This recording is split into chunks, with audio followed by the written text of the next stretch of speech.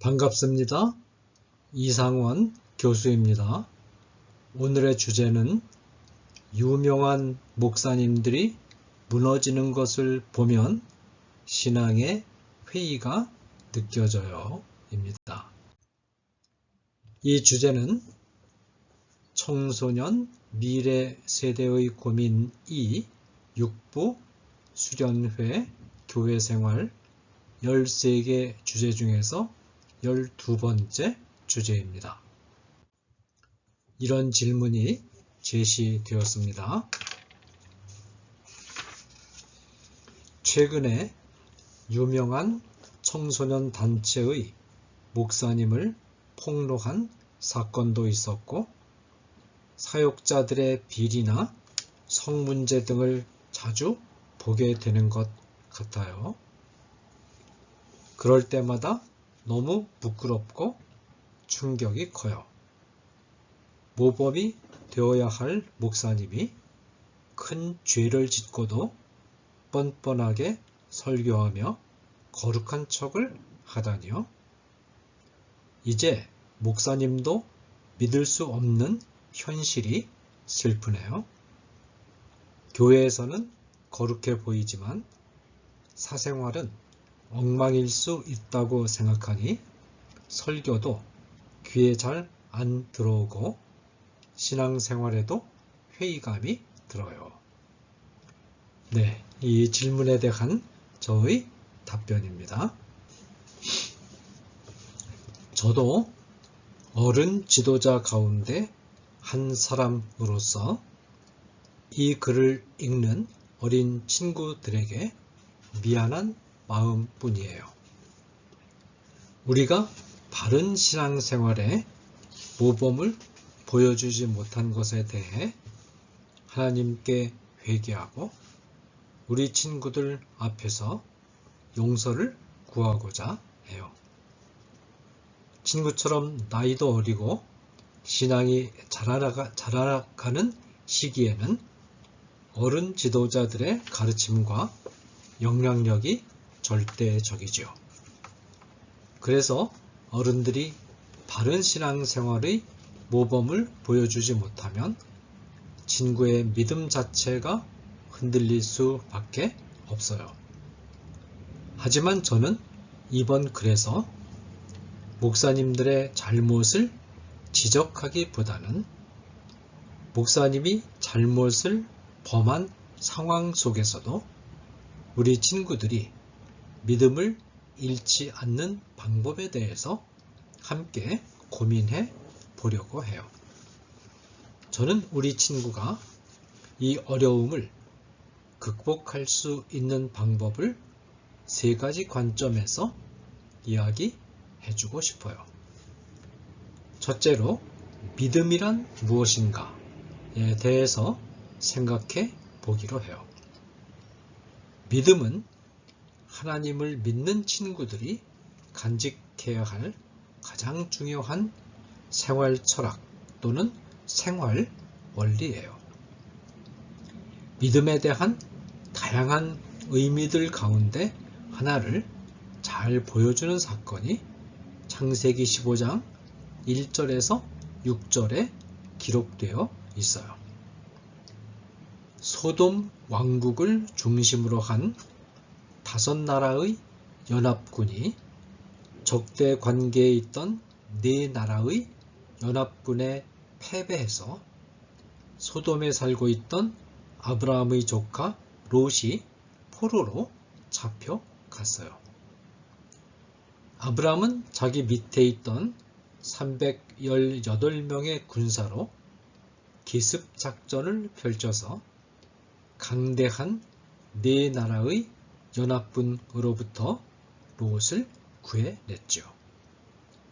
그러나 언제 그들이 보복해 올지 몰라 불안해하고 있었어요. 이때 하나님이 아브라함에게 찾아오셔서 그의 방패가 되어주겠다고 말씀하시며 동시에 상급, 즉 선물을 약속하셨어요. 그러자 아브라함은 그토록 얻고 싶었지만 끝내 얻지 못한 것에 대해 하나님께 말씀드렸어요. 아브라함에게는 자식이 없었거든요. 더구나 아내 사레도 폐경기에 들어가서 아기를 갖지 못하는 상황이었고요. 그래서 자기 집에서 자라난 종 엘리에셀을 상속자로 삼겠다고 했지요. 이때 하나님은 사레가 아들을 낳을 것이며 그 아들이 상속자가 되어 그를 통해 하늘의 별과 같이 많은 후손이 나올 거라 약속하셨어요. 생물학적으로도 이성적으로도 상식적으로도 사레가 아들을 낳는다는 것은 말도 되지 않는 일이었어요. 그러나 아브라함은 이 약속이 반드시 이루어질 것을 믿었어요. 이처럼 진정한 믿음은 상식적으로나 이성적으로 이해되지 않아도 하나님에 대한 신뢰를 끝까지 잃지 않는 것이라고 할 수 있어요. 우리 친구의 질문에 이 원리를 적용해 볼까요? 우리 친구는 목사님이라면 바르고 모범적인 생활을 해야 한다고 생각하고 있어요. 이 생각은 지극히 상식적이고 이성적인 생각이에요. 그러나 하나님은 우리 친구에게 묻고 계세요. 목사님이 바르고 모범적인 생활을 하지 않는 모습을 보더라도 너는 끝까지 나를 믿을 수 있겠니? 사실 종교 지도자들의 타락이 어제 오늘만의 일은 아니에요. 예수님이 계실 당시에도 성전을 돌보던 최고의 종교 지도자인 제사장들의 죄악이 엄청났죠. 여러분, 놀라지 마세요. 예루살렘 성전에서 이루어지는 가장 중요한 종교 행사가 제사인데 정작 제사를 담당한 제사장들은 모두 불신자들이었어요. 이들은 하나님의 거룩한 성전을 돈 버는 장사터로 만든 사람들이기도 했지요. 예수님은 이런 모순된 현실 속에서 하나님을 믿는 길을 가르쳤던 거예요. 교회의 역사를 봐도 교회 지도자들이 타락하고 부패한 생활을 하지 않은 시대는 단 한 번도 없었어요. 반면 믿음의 길을 잘 지켜온 신앙인들은 교회 지도자들이 극도로 부패하고 타락한 시대에도 하나님을 향한 순결하고 강한 믿음을 지켜왔죠. 둘째로 믿음 생활이란 주위에서 어떤 소용돌이가 일어나도 하나님 한 분만을 바라보고 나아가는 거예요. 주위에서 일어나는 소용돌이의 마음을 빼앗기면 신앙생활을 제대로 할 수 없게 돼요. 물 위를 걸어서 예수님께 가던 베드로가 예수님만 바라보고 나아갔을 때는 물 위를 걸을 수 있었지만 옆으로 눈을 돌려서 물결이 거세게 일어나는 바다를 보는 순간 물속에 빠져버린 것처럼요. 이제 우리 친구는 목사님의 모습이 어떠하든지 거기에 눈 돌리지 말고 하나님만 바라보며 앞으로 나아가는 훈련을 해야 해요. 설령 모든 사람이 다 하나님을 떠나고 우리 친구 혼자 남는 한이 있더라도 끝까지 하나님을 섬기는 삶을 포기하지 않겠다고 단호히 결심해야 해요. 셋째로, 우리 친구 주위에서 일어나는 모든 일은 하나님의 허락 아래 일어나는 일들이란 점을 기억해야 해요. 그 일이 좋은 일이든 나쁜 일이든 그 일을 통해 하나님이 우리 친구에게 주시고자 하는 교훈이 분명히 있어요. 따라서 우리 친구는 목사님이 바른 생활을 하지 못하는 현실에서도 하나님이 주시는 교훈을 배울 수 있어야 해요. 이를테면 목사님처럼 복음을 위해 삶을 헌신한 사람조차도 하나님을 배반하고 타락할 수 있다면, 그렇지 않은 성도들은 그럴 위험성이 더 크니까 더더욱 조심해야 한다 같은 것이죠.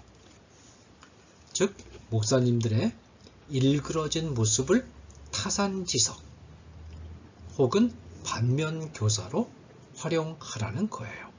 이 타산지석이라는 말은 남의 산에 있는 돌이라도 나의 옥을 다듬는 데 쓸 수 있다는 뜻으로, 다른 사람의 허물과 실패까지도 자신을 수양하는 데 도움이 된다라는 뜻이에요. 이 반면교사라는 말은 본이 되지 않는 말이나 행동으로 도리어 깨달음과 교훈을 주는 것을 뜻해요. 그러니까 목사님들의 잘못된 모습을 타산지석 또는 반면교사로 삼아서 유익을 얻으라는 거예요. 구약성경에 보면 다윗 왕이 충성스러운 부하인 우리아의 아내 밧세바를 얻기 위해 우리아를 전쟁터에서 죽게 만든 뒤 밧세바를 빼앗은 아주 비열한 사건이 기록되어 있어요. 다윗이 밧세바를 빼앗기 위해 저지른 악행은 목사님의 바르지 못한 생활과는 비교도 되지 않을 만큼 악한 죄였어요. 우리는 이 사건을 보며 어떤 교훈을 얻어야 할까요? 다윗처럼 하나님으로부터 많은 사랑과 인정을 받은 최고의 신앙인도 이렇게 넘어질 수 있다면, 우리처럼 믿음이 약한 사람들은 훨씬 더 쉽게 죄에 빠져들 수 있으므로 더더욱 조심해야 한다는 거예요. 우리 친구가 기억할 것이 하나 있어요. 세상에는 신앙의 모범을 보여주지 못하는 목사님들도 계시지만 정말 훌륭하고 모범적인 목사님들도 많이 계신다는 점이에요. 그러니까 어두운 면만을 보고 너무 실망하지 않도록 주의하기로 해요. 그리고 어떤 혼란한 상황이 친구의 마음을 흔들더라도 하나님 한 분만을 온전히 바라보며 꿋꿋하게 믿음 생활을 해 나가기로 해요. 유혹에 무너지는 사람들을 보며 나는 저렇게 살지 말아야지 라는 결심을 새롭게 하면서 그 일을 기회로 삼아 믿음을 한층 더 성숙시켜가는 하나님의 사람이 되기를 바랍니다. 감사합니다.